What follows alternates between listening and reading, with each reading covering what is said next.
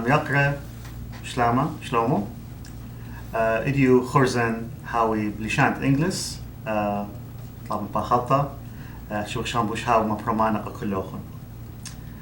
Ladies and gentlemen, welcome to our program today. Today we have a very unique person with us. But before we get into that, I wanted to let you know what we're about to discuss. We're going to be talking about how a journalist can be in the right mindset to go and seek out mujahideens, to find out how the psyche of that mujahideen works to blow himself up for a cause. At the same time, go and infiltrate a pedophile network in Europe to uncover one of the largest pedophile networks and bring it to the justice system. And then later on, go and approach smugglers, people traffickers, and how they take Assyrians and other peoples from the Middle East to Europe, and all the risk and life threats that go along with it. All while doing that, be one of the best dressed men in Sweden, and be very active in the philanthropical aspect of charities and helping needy people around the world. Our interview today is with a cross-border investigative journalist who has been working in journalism for over 12 years. In those 12 years, he has been to the final of the Swedish Pulitzer Prize every other year. So 6 times he's been into the finals of that Swedish Pulitzer Prize. Very prestigious prize, obviously. And out of those 6 times, he has won it 3 times, which is unprecedented, really. He is one of 2 journalists to ever receive the Ikaros Prize, Sweden's top prize for TV and radio. And he has also received the Blatt Deluxe twice, an award given to role models in Sweden. Obviously, you can see there's a theme here that this journalist is from Sweden. But as we go beyond Sweden, we'll look at his contributions and his awards internationally. One, in 2006, he received the Golden Palm Award in Beverly Hills Film Festival in Los Angeles. Also, going back to Europe in 2010, he won the European Parliament Prize for Journalism Excellence. This is a prize that thousands of journalists get nominated for, and one is selected. So it's a really prestigious award for European journalism in general. Now, as we talk about Assyrians, this journalist has contributed tremendously to many things on and off the camera.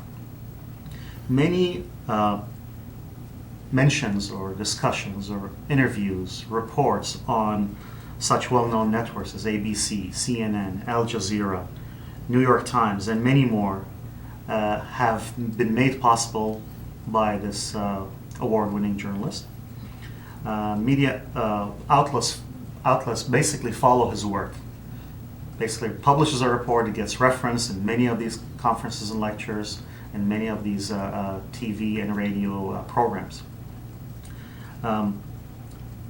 Among many of his works included also the Dan Rather Report, where meetings or discussions even with other people that he basically facilitated. 60 Minutes, CBS 60 Minutes as well. In addition, he's published multiple books, reports for human rights organizations. He's a well-known radio reporter, writes articles in magazines and newspapers, and makes films. One of the films that Assyrians know very well is the documentary on Assyriska, which won the Golden Palm Award in Beverly Hills, obviously, on the international Assyrian soccer team. in addition to all this work, he has his own blog, and his blog a couple of years ago gets over 20,000 readers daily. Every morning, 20,000 people actually log into that blog to read what this journalist has to say. One of his recent reports, By God, 6 Days in Amman, helped to elevate the Iraqi refugee situation as a high political priority. A lot of the decisions that State Department and others have taken have been heavily influenced by the reports of this journalist. We'll get into that in more detail later on. Thanks to this, a number of countries, not only the US, but Netherlands and others, made large charitable contributions to help Assyrians specifically, directly and indirectly. Many of the charitable contributions that have come in through governments and non-governmental organizations have been heavily influenced by these reports. He's recently published a book, a thriller called The Line in the Sand, and we have this wonderful opportunity to have him with us today. Please let me welcome Mr. Nuri Kino. مشينو أثت لوين بيسات قناة. تودي ساقي تودي عالمي. ماذا قاموا Nuri? They won't have to say it. Just to say it, just for everyone's. I'm asking, is he crazy to do all these things? Sudan, going after smugglers, going after mujahideen to find out why they're blowing themselves up, or people, traffickers. How do you do that? If I'm crazy, probably. That's a part of the job, I guess. To start with, I just want to say that all these prizes or whatever awards that I have, I also have had co-workers, and we've been 2 or 3 in productions, so I haven't been alone. That's very important. I have a lot of good friends and colleagues that I cooperate with. And the blog I haven't done for 3-4 years because I just didn't find any time anymore. It was like 24/7. And if I'm going back to if I'm a nutcase or not, I'm asking myself that question from time to another, like waking up in a hotel in former Soviet Union state Georgia and challenging their intelligence, or in Ethiopia when they wanted to arrest me for taking a picture of their highest court, and where I also unintentionally, of course, could harm other people, like interpreters or fixers. Days like that or moments like that makes you start to think if it's worth it or not. But seeing the fruit of your job, the consequences, also encourages you to go on with whatever story it is, or whatever you want to reveal or call it scoop, whatever it is you would call it. And with age and experience, you also minimize the risks, I hope.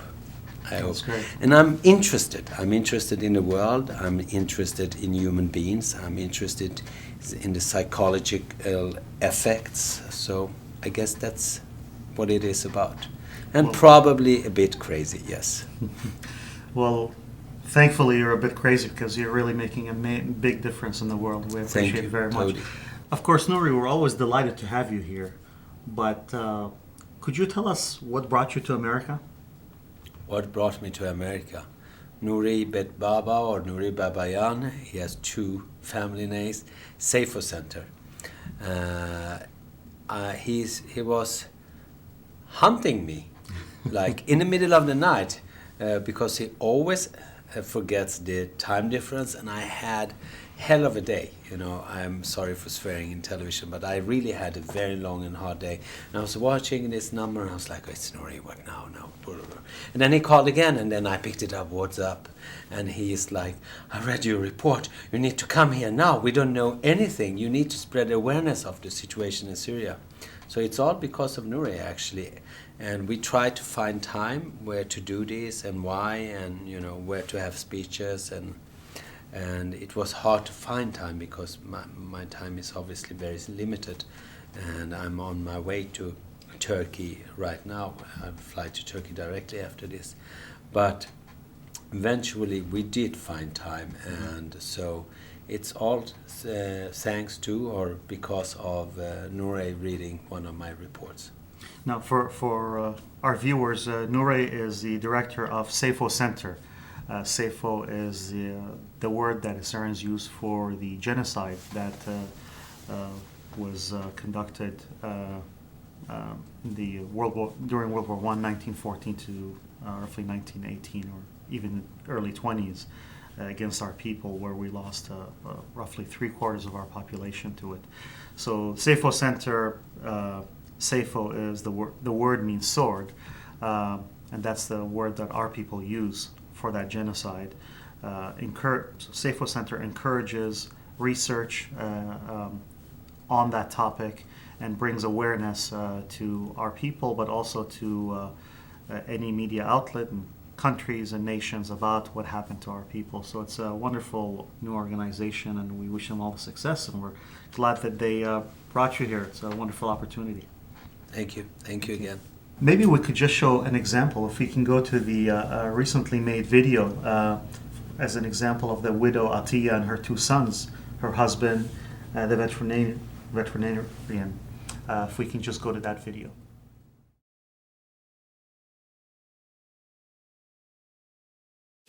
أيوة يعني طلعنا خد له طارته بيته وقاين طارته سوريا ومفقود ما يكون إنه رقم دو بيته يعني رقم دو وعربي من اليوم أيوة يعني إنه يطلعوا وأنتن يعني مسيحية يطلعون يتذبحكن يعني يعني إنه أيوة ما يعني المسيحية ما في المكان توافر كم الرياء يا تطلعون يا تذبحكن وأيضا منافقيته كموك منافقيته نافقيته أم حدودا مربوطة قامته أتنراوي نافقيته أم أخشى أم سيرن أم أقريا لك فرق لا قصد تبعموتا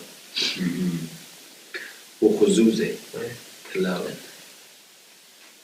وبصرنا قد نافقيته قيفاشيتو لبيتو ونفقيته ولفري في لقولو ثلث مدي هي احنا يعني خدمت مناحين نافقين نزلنا على السجن الألماني لأنه أقل شخصية مثلا علمنا قد بغرت بلغاريا إيه وبعدين خايشين بحر استنى مسكان طائرينا وزبط الله طائرينا تركيا وزبط الله حتى لما بحر ساسري يومي بعدين مضارنا لسوريا الحلب ايه انا قديس ضايرين عابرين المتام يعني ليه من دارينا هون عسكريين ضارنا بالبريد عسكري وبينهم الاحتياط لا اختيار يا عسكري ايه نقا وعسكريين وحك زيتامو خلص لو موتو يعني لا تشوف انه عسكريه زي ودار ضايرين الحلب دي زديسه ضايرين عابرين المتام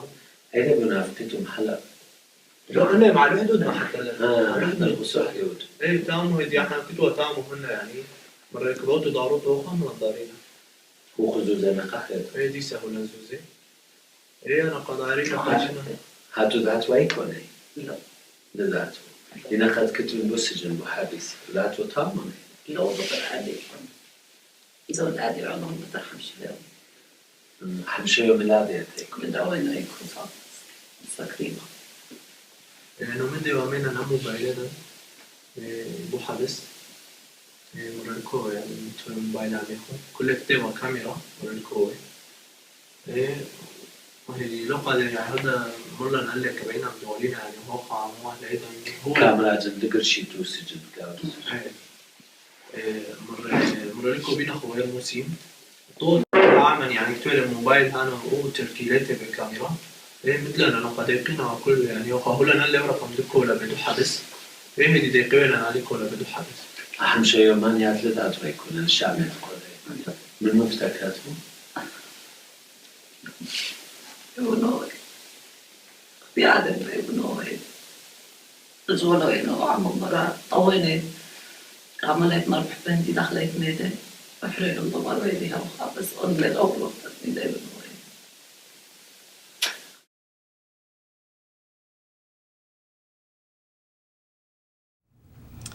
Okay, now maybe we can take a step back, Nuri. Could you tell us a bit about this video that we just saw?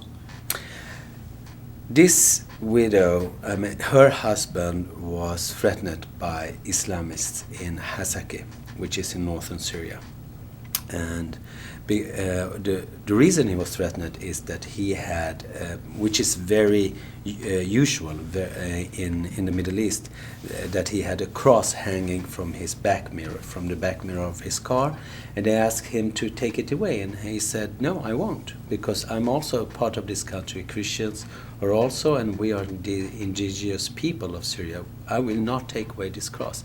His wife actually begged him to do it, also his brother-in-law, but he did not. And he was a very well-known human rights activist, veterinarian, loved by everybody, no matter ethnicity or religion.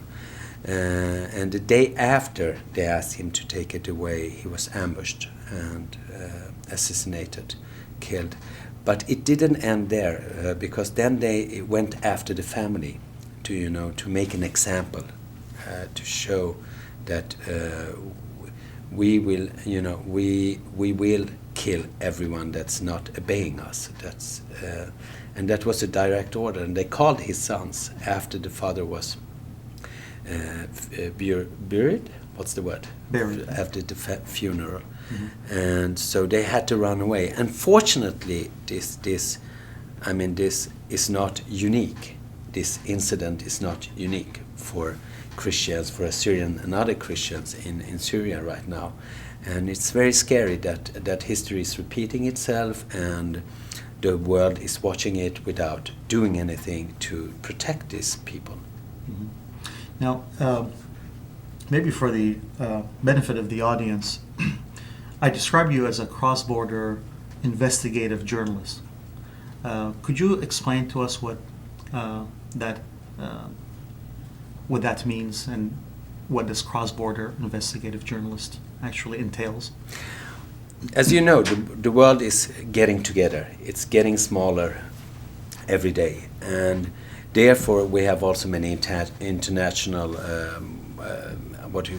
international companies that works all over the world, and we have so many things going on under the surface that needs to be audited, that needs to be investigated, what's really, and behind the news, what's going on behind the news. And a cross-border journalist or investigative journalist is a person that does that, or is a profession doing it no matter which borders, no matter which countries, and because it's about humanity, and it's about the truth. It's about what's really going on behind the scenes. And it's also, I would say, it's very important, and I know I shouldn't say that, but it's important to have investigative journalism and a neutral journalism in the world today, while everything is going faster with social media like Facebook, Twitter. You never know what's true or not. And one incident, like let's say a bomb dropped in Damascus, can, from the same images, same pictures, same shots that an agency has taken, can, if you watch several news in one language and then you watch them also in many other languages, you will see that it's really many angles in it. Everyone puts their own words, and therefore we need also the other kind of journalism, which is going behind the news, and finding out what really happened, or what was the reason of that bombing, who bombed, and why. Mm-hmm. I can imagine that this type of work puts you in quite a bit of danger. I understand that at some point you actually came out of journalism. You stopped doing your journalism work at the recommendation of the Swedish police, and you were told to not do that and keep a low key. What prompted you to come back into journalism again? I actually don't want to talk about what really happened when I had a low key and who said what and why the authorities. But what happened, why I came back to journalism, is that I woke up one morning and my mother was watching one of the Swedish morning shows. And there was this very prominent Swedish diplomat discussing the war in Syria, or the ongoing conflict in Syria. And there was these pictures, these images of a bombing of a line, people were waiting for bread. And he was 100% sure it was Bashar's regime behind the bombing. And me and my mother, we were like looking at each other, this can't be true, because this street, they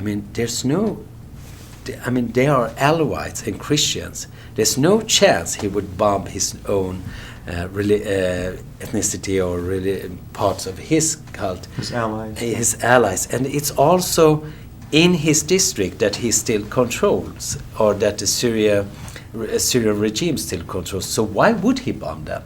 So then I felt that this, it's too biased. Everything that comes out from Syria is too biased, and that we need independent, journalism, and we need also people who knows the area and who are in touch with Syria directly. Like I have cousins in Syria, I have first cousins, and I have relatives. I have a lot of friends and sources in Syria, because during the peak of the Iraq War, 2007-2008, I spent a lot of time in Damascus and also in Jordan, in the neighboring countries of Iraq. Therefore, I made a lot of contacts that I still have. And so I decided I should get in touch with them again and see if there is anything I can do. And so I wrote a personal report. And amazingly, actually, it was picked up by I don't know how many media outlets and how many countries that translated it. Apparently, there was a need to know more about the Syrian war, and also to have something that's deeper, a deeper, investigation. And I had the chance and the opportunity to interview hundreds of Syrian refugees, most of them Christians, but also others in Lebanon. Mm-hmm. Now, so I understand it's really the Syrian crisis that's going on right now that prompted you to dig deeper. But I also understand that this work has taken you to some other countries that we wouldn't expect this crisis to lead to. Countries like Ethiopia and Sudan and others. What were you doing in Ethiopia? If it's this crisis, that's before. But this crisis, the Syrian war, has not taken me to, for an example, Ghana. But I'm in touch with Syrian refugees in Ghana that have been stranded there because of that the smugglers have been arrested or just been left behind by the smugglers. And to Ukraine, been in touch. So taken from Syria to Ghana and then left there? Yeah. Wow. Yeah. Okay. Or Ukraine, Thailand, China, and I'm writing a new report about stranded refugees. What happens. I met them in Turkey, in Lebanon, and I've interviewed a lot of them in Jordan, and actually also in Tehran, in Iran. So I'm trying to pull all this together for a new report that will be called Stranded. Mm-hmm. Why are they stranded? And what happens? What happens to a stranded person, to refugee, whom maybe many of them actually have sold everything he has to make his way to Sweden or Germany or Holland, whatever, Netherlands, and then not been able to do that and not have a penny in his pocket or her pocket. What happens to a person like that in a country like Ghana or in Turkey?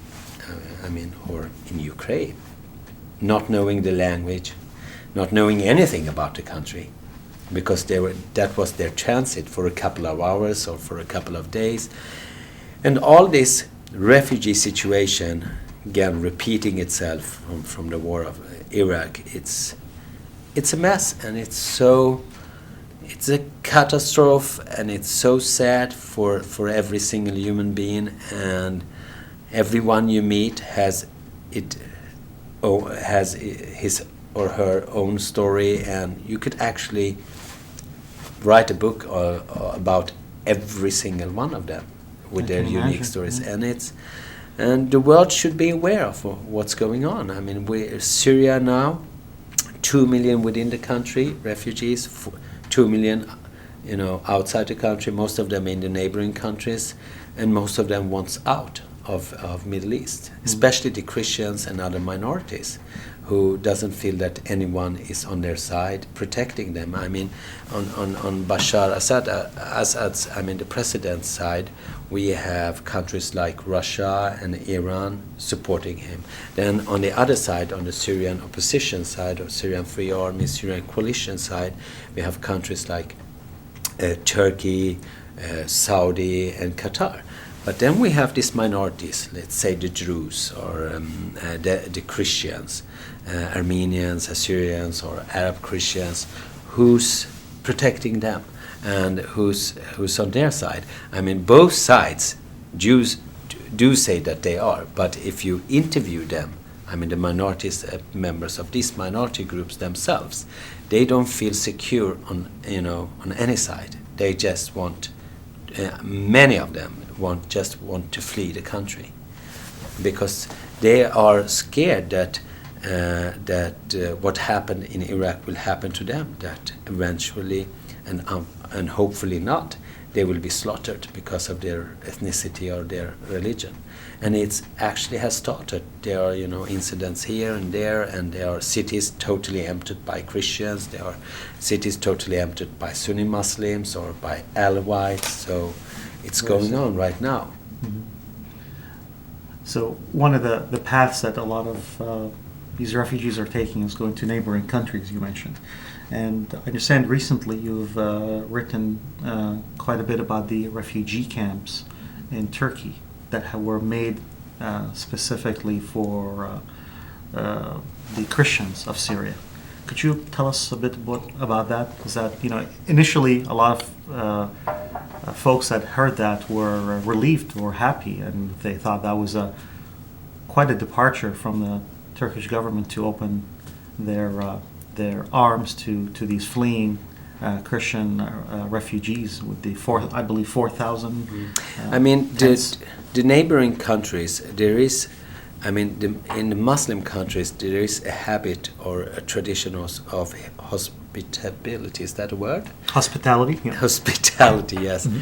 So during the war in Iraq, when it was at its worst, Syria received 1.5 million, Jordan 500,000, and Turkey maybe 300,000-400,000, and Lebanon and Iran, and they were taking care of them. In Syria they opened hospitals, and their hospitals were open, the schools were open, while in US they received 3,500 resettled persons via the UNHCR, UNHCR resettlement program, and bragging about it. It was like top news.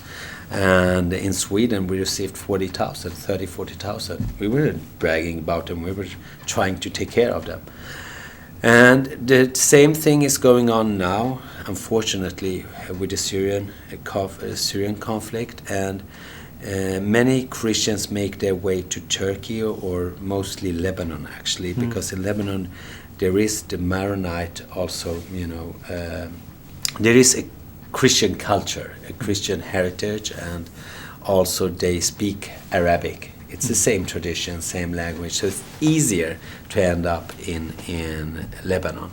But then we have many Christians also fleeing to Turkey, because they are West Assyrians, most of them, and they identify themselves with Tur Abdin, which is at the border, which is used to be pure Assyrian region, which also northern Syria actually used to be, like Qamishli, cities Qamishli, and Qubor al-Bayt, Hasake, Derik. These are cities in northern Syria.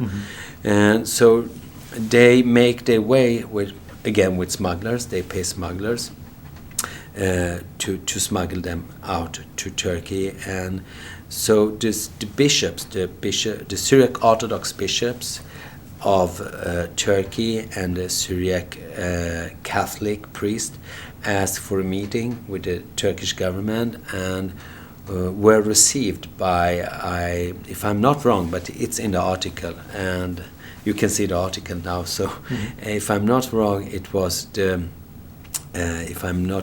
my memory is not failing, it was the Turkish Minister of Foreign Affairs and the Turkish Minister of Internal Affairs receiving them, and during that meeting they asked for help, to help the Christians. And their intentions were of course good, these bishops, but it ended up with me meeting the Archbishop of Midyat, His Holiness Samuel Aktash, saying that we digged our own grave. We will go to history as the Christian leaders that digged their own grave.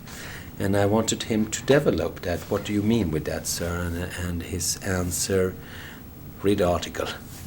That would be the easiest way. But it basically he's saying that by them requesting from the Turkish authorities to help fleeing Christians from Syria, we're digging our own grave in Turkey.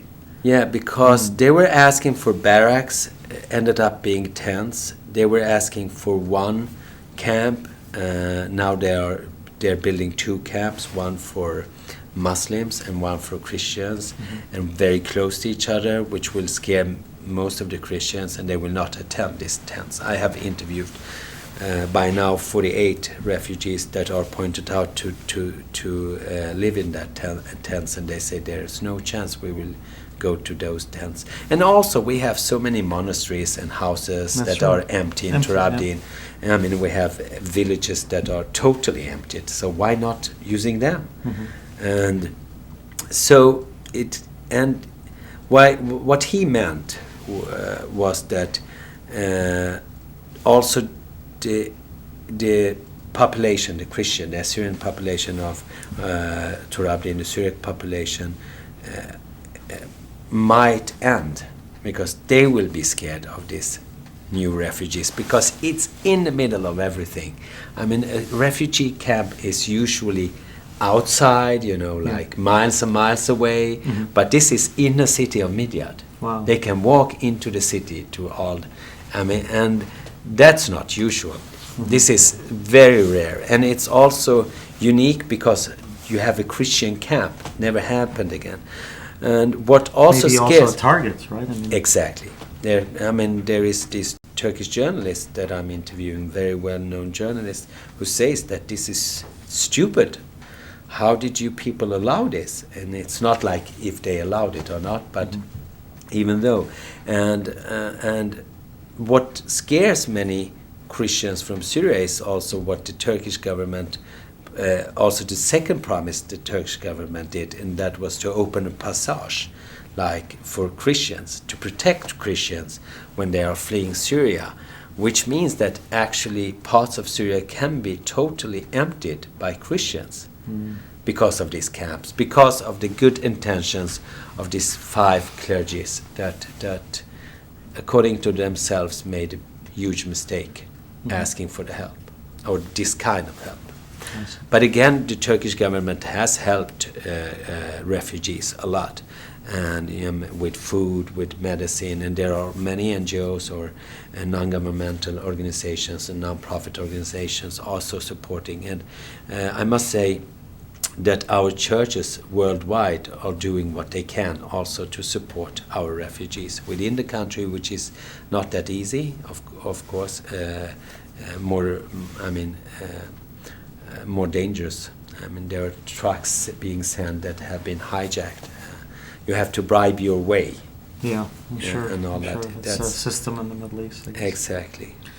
So I'm glad you brought that up, all the assistance that communities worldwide are doing. I understand that you're also quite involved on the in charities and helping Assyrians and other peoples in the Middle East. Could you tell us a bit about that as well? Well, I was brought up in a family that always have done that. So for me, it comes natural. And in the beginning, that was a collision between two professions or two things I'm doing at the same time, because as journalists, you're not supposed to help your sources with money or with renting them a house. But I have actually managed to find my way to balance this, not to use sources or to bribe someone. That's definitely not the case, because I've been criticized for that, for charity, because you're not supposed to do that when you are a journalist. And I'll say I'm a human, I'm a human rights supporter or human rights activist. I can go with that as well. I hope I will go to history as a human rights activist, not just as journalist. I love my profession. I love what I'm doing. Apparently, that's what I'm doing it. Yeah, I went back also to charity about half a year ago, a couple of weeks before Christmas.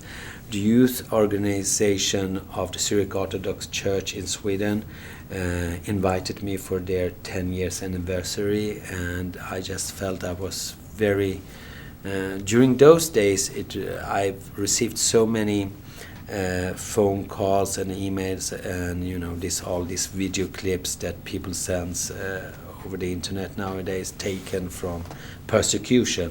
And I felt, oh my God, you guys cannot have a party dancing and laughing while your brothers and sisters are getting literally slaughtered.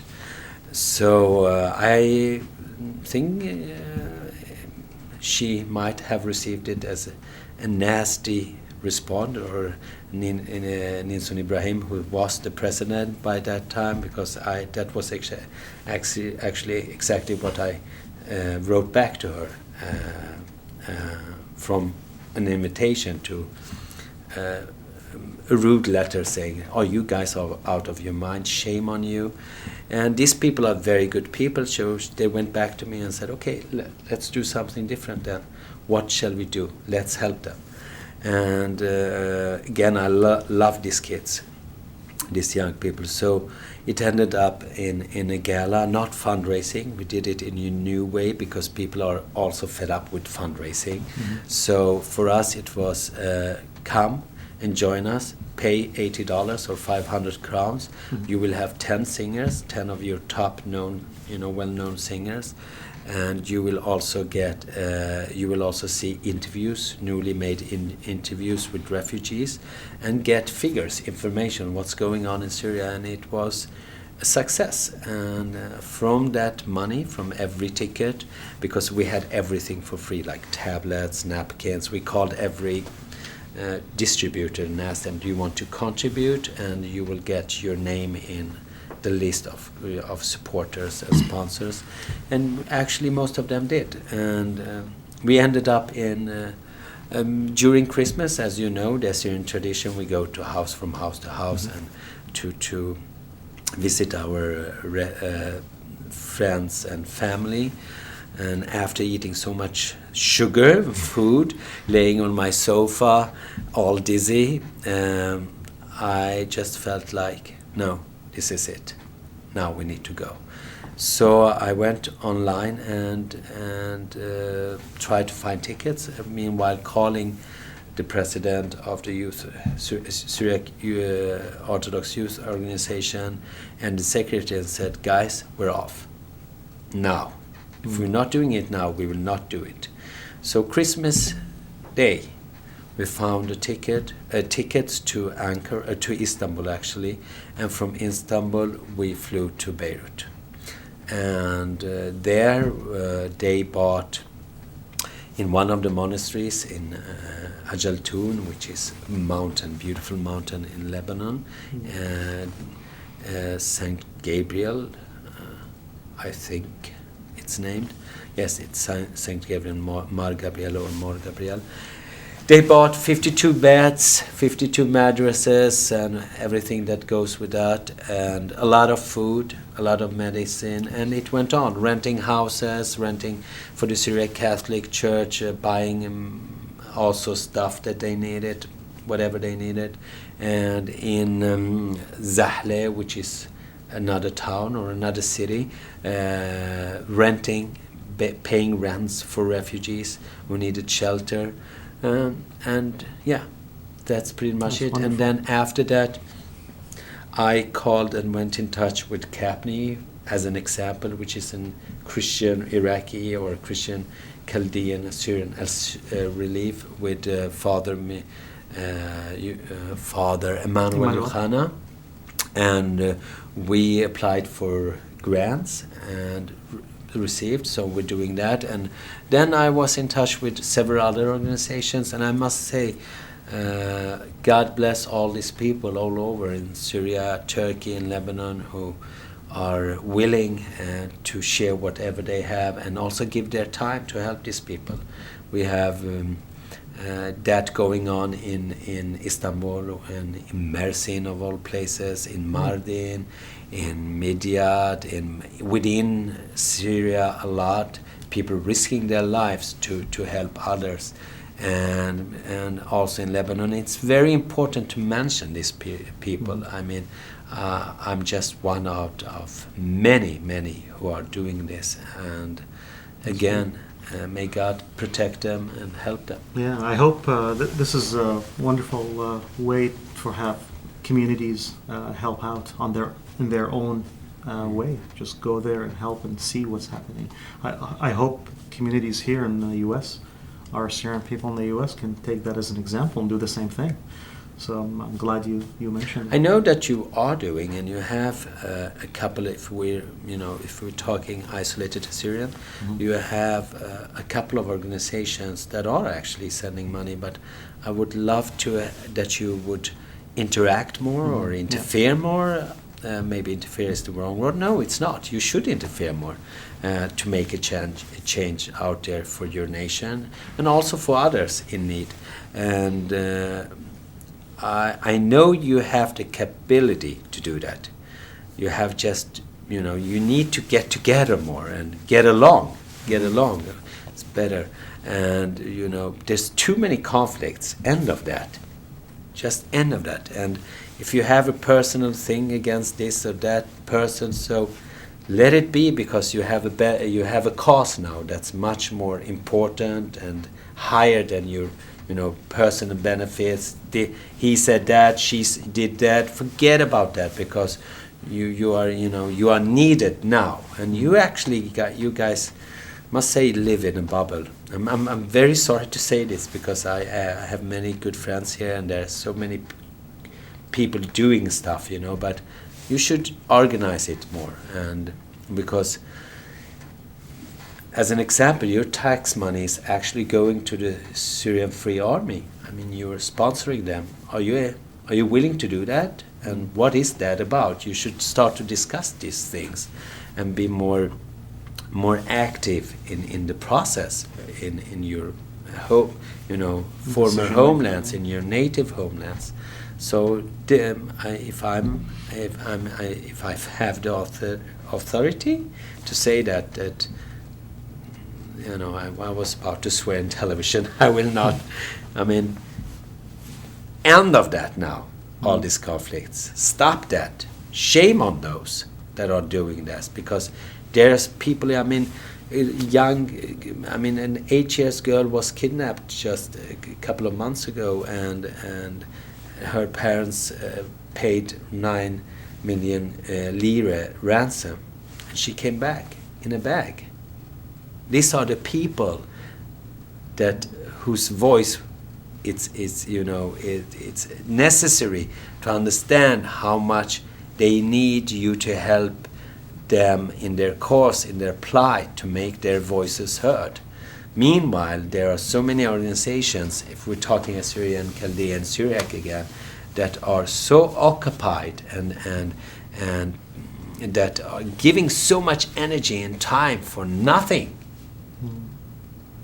I mean, please stop that, because there's so much you could do. Other things like have a seminar, invite your senators, your congressmen, or make your Congress invite witnesses of what's going on there, so things can happen, you know, to help your nation out there, or your Christian brothers and sisters, and others who are in need, because you have a very dynamic group in this nation, in this country.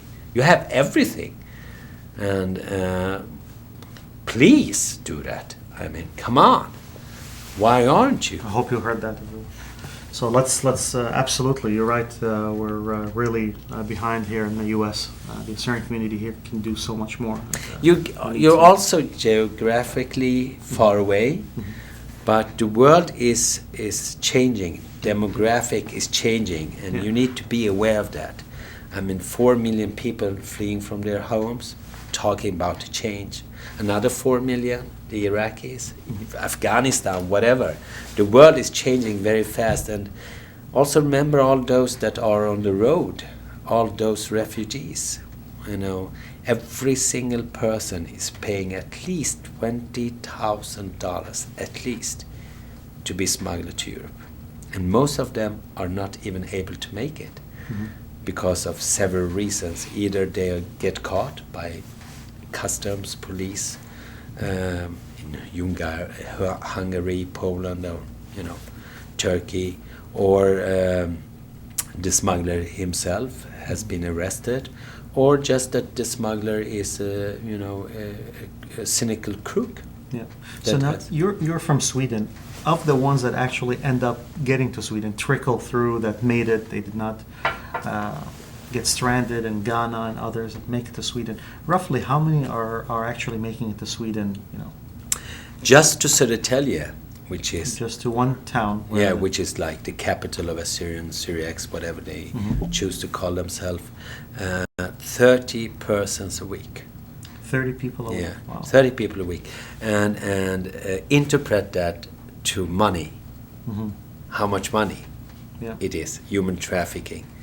How much they make one out town, of that. 600,000 a week, and probably 10 times that of people that did not make it or end up stuck somewhere.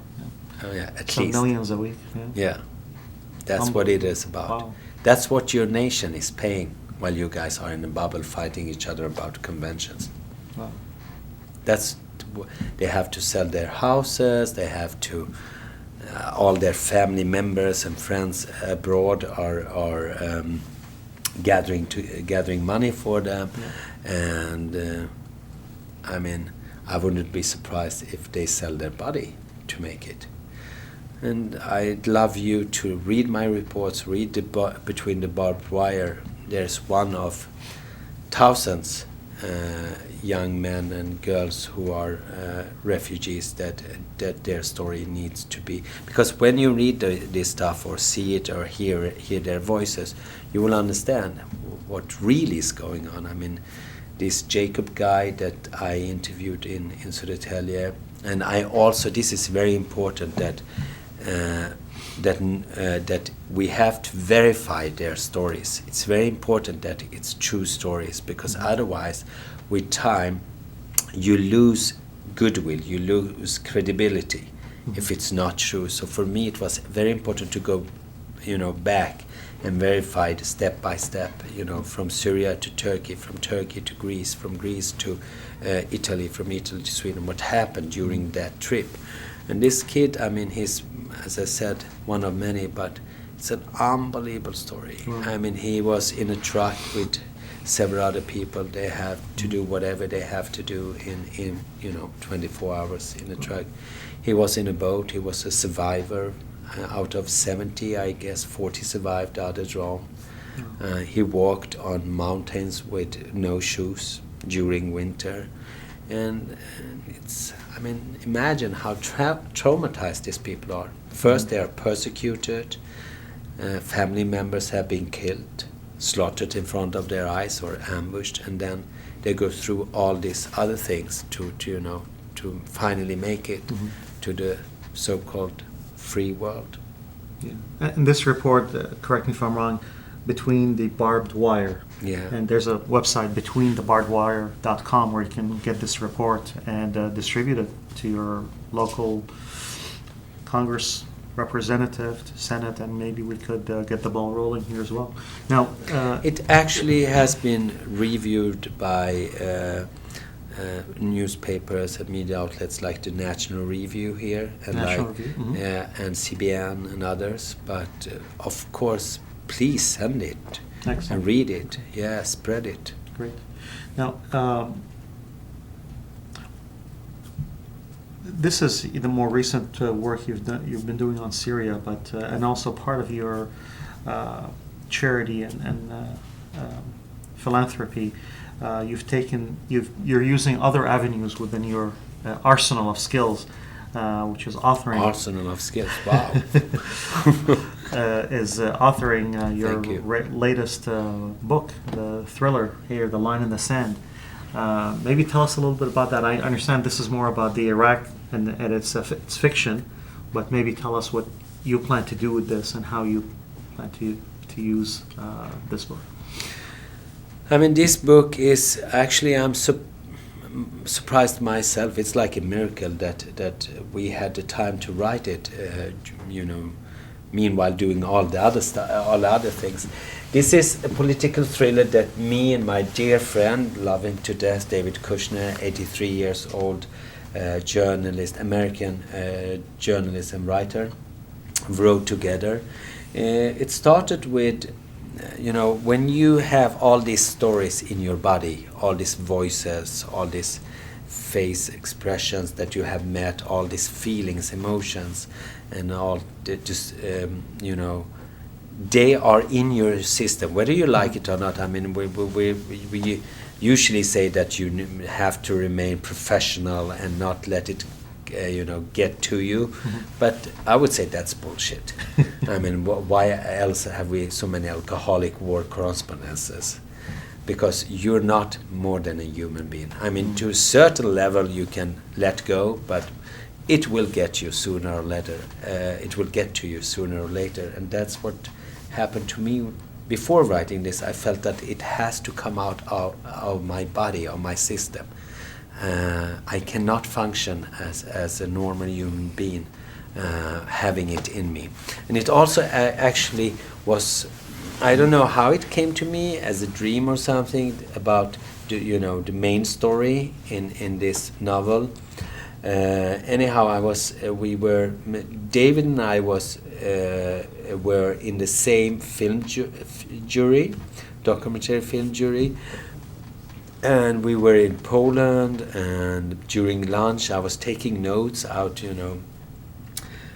of all the experience I had, all the thousands of Iraqis I met, Assyrians or not, and non-Assyrians that I have interviewed, and God, I made so many stories about the consequences of Iraq. I don't remember half of them. And the films, radio reportages, newspapers, my blog during that time. But I felt that their voices haven't been heard enough. I mean, even though I made it even to the U.S. Congress. The mayor of Södertälje, the town I live in, was invited because of my articles, and he was witnessing, what's going on in Södertälje and stuff like that. I've been in touch with the U.S. government. They came to Södertälje and Syria to meet me during my work. But something else needed to be done, because it's silent. With time, the Iraq war wasn't interesting anymore. And as a freelance journalist, when I tried to pitch stories about Iraq, it's like, Iraq war again, because now it was Afghanistan. This is before Syria, and so I felt, well, I promised these people I'm going to make their plight known. I will wake awareness. I'm not going to stop. So I've done films, I've written reports, debate articles, and made speeches in parliaments and universities. What's left? Mhm. So then I decided, let's go fiction. Because fiction is another mass. It's, other receivers. So I was writing. I was writing on the first chapter when David came and said on the other side of the table. This is in Poland, in Krakow, during a film festival, and he said, "What are you up to now?" And I said, "I don't know, but I'm intending to write a film script or a novel." Why is that? Why not non-fiction? Because I've done that. I feel that I need to do something new. And eventually, he gave me so much input, from his American contacts, American know-how about the system, the U.S. Navy, the Army, the government, and he's a very intelligent and smart and well-connected person. So then I realized we're gonna do this together. It's meant to be. And he said, "Oh no, I'm not writing a book. Are you out of your mind? I'm so busy with all other stuff I'm doing, and I'm 82 years old." Or he was 81 by that time. And I'm like, "You're stronger and more you have more energy than any who in his 40s, and I need you. We're doing it." No, Nuri, you go on. I'll be your researcher, whatever. No, we're doing it together. And we have, of course, as any that are, during such a huge project, you get in conflicts. But we also had a lot of fun, and there is sad parts of this process, and there are also, bright parts of it, because so many that gave us their time, their life stories, their... I understand you based some of the characters on people you've met and combined some characters together as well. Yeah. What was the rationale by doing that, the combination? These people, I guess, they became part of our lives for such a long time, David's and mine, and most of them are, all the characters are based on true persons from real life. Some of them are based on more than one person, and that is that to not reveal the source, Mm-hmm. so they cannot be identified. Also, because you have to dramatize your story, and you have to get it together so it will flow.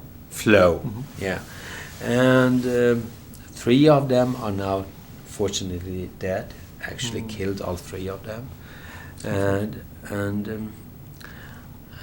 a couple of days ago, people are starting to read the book because it will be sold all over, and it's also on Amazon. We'll go back. That's where I got mine. Yeah, okay, and it's well received, but people keep sending me emails and Facebook messages. Yesterday I had a speech here in San Jose, and there was this lady, "I've sent you so many Facebook messages, you never replied." And I was like, yeah, that was 5, I cannot reply 1,000 persons, and I promise to reply as many as I can. But there was one certain person that emailed me that was very interesting, because she said, "I don't understand. You're making one of the terrorists, you're making him human. Shame on you." And I was like, oh my God, thank you, because that's exactly what he is, a human being. And he's just, he's just made of his background and whatever happened to him and his family. And so am I, you, and all the viewers. So I felt that even though her letter was, or her email was nasty, that she really understood the book. And that was our goal, to give, no matter who you are, try to give them the true face or the true personality and the background and the circumstances that made this person who he is today or she.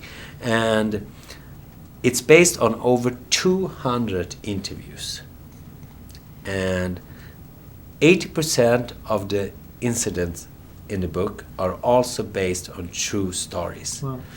And we have so many people to thank for this book. I mean, all these people giving us their stories, but also reviewers that have helped us. And I mean, I've had Kurds reading it because they are KDP to understand how they would receive it and how they feel about it, and also if we got it right or not. I had Sunni Muslims, Shia Muslims. David had many American friends. Of course, we didn't let them affect us, but we wanted to understand: did we get this right? I mean, the main character is raped. And what is going on in a raped woman's brain? How would David and I know that? And how can she go on with her life? And other stuff like that. So I had to interview women that have been raped, and also to try to find persons or women in who have been raped by fundamentalists, like political rape or religious rape more, to understand that. And so it was sometimes very hard during this trip, during this journey, but we also knew that to write a novel like this or a piece like this, piece of art like this, we have to make it as authentic as possible. And actually, all those that have read it think it's non-fiction. It is fiction. I'm going back that it is fiction.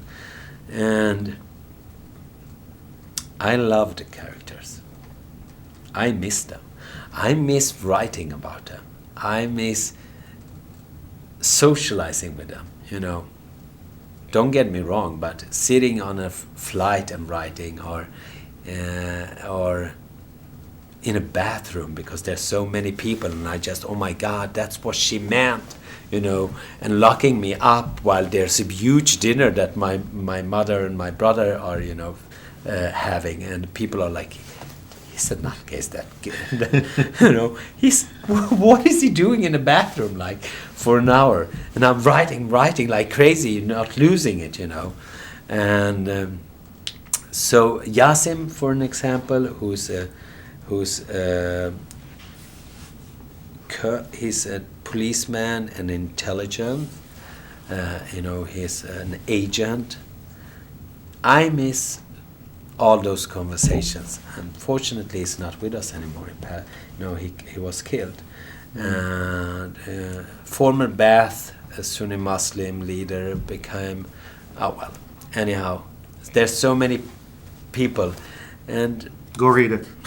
Yeah, read the book. Well, I promise you that you will love it. I promise, no matter if you're Assyrian, non-Assyrian, and I hope all of you will read it. I mean, whatever you call yourself belonging to this nation, Arameans or Chaldeans or Syriacs, and also all other.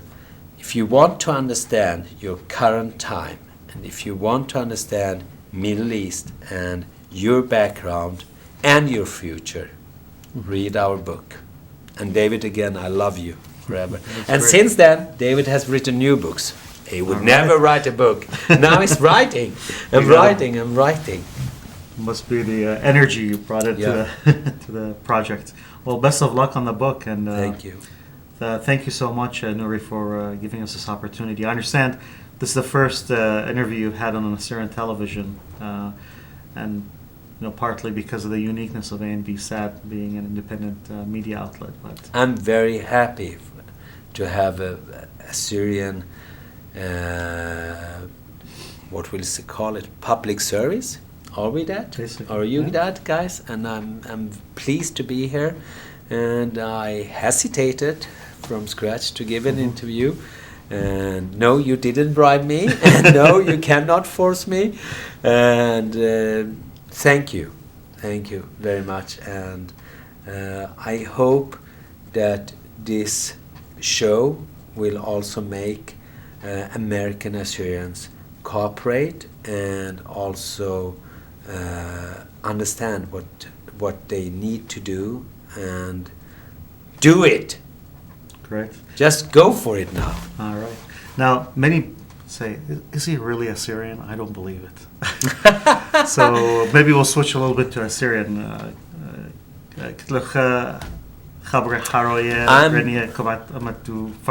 I'm born in Midyat. That's my native town in Mardin. Baptized in a Syriac Orthodox Church. Actually, Syriac Orthodox Church owned or built by my tribe, my family, about 1,300 years ago. Mm-hmm. We can go back that long in my tribe, Malkemir, and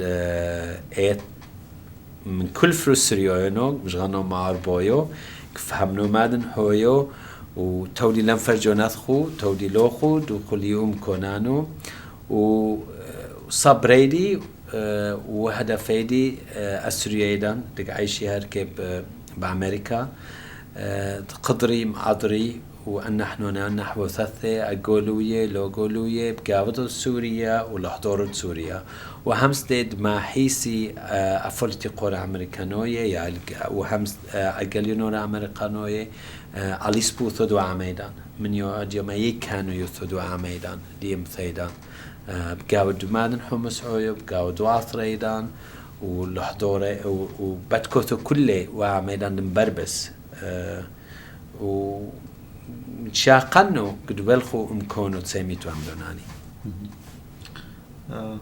كمان رب من حاول شيكه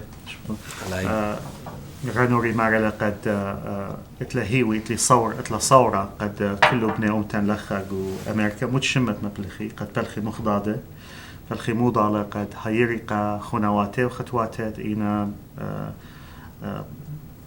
إينا جو سوريا وخضروانة أطرد سوريا هدية إينا بأهولتها خربة وأب بلخي من لخل زبوطة أمتناتا وأب ناشط حكمة لخت كونغرس السنت ستيت ديبارتمنت قد تلاخد دي بلان دي شخلفة قد هيرا قبني أمتن نقا نوري تودي ساقيو على هطوريلوخ وكتلن صبرون حوزينولوخ نقل حريتو حكب ANB SAT ألو رابو ألو مبافقو تودي غلبة تودي